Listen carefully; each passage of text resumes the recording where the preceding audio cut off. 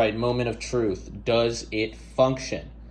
First ever PC build, so we are going to work on that. If it ends up functioning normally, I'm going to remove those strips of plastic as well, so hopefully this ends up going well.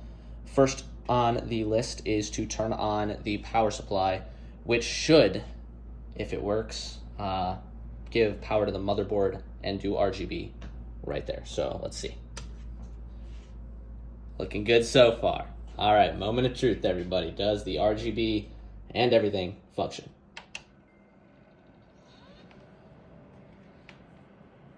I'm gonna go with yeah. Well, that worked out nicely. So let's see. Whew, there's that.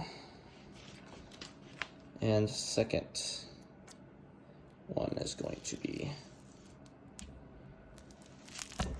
Woo.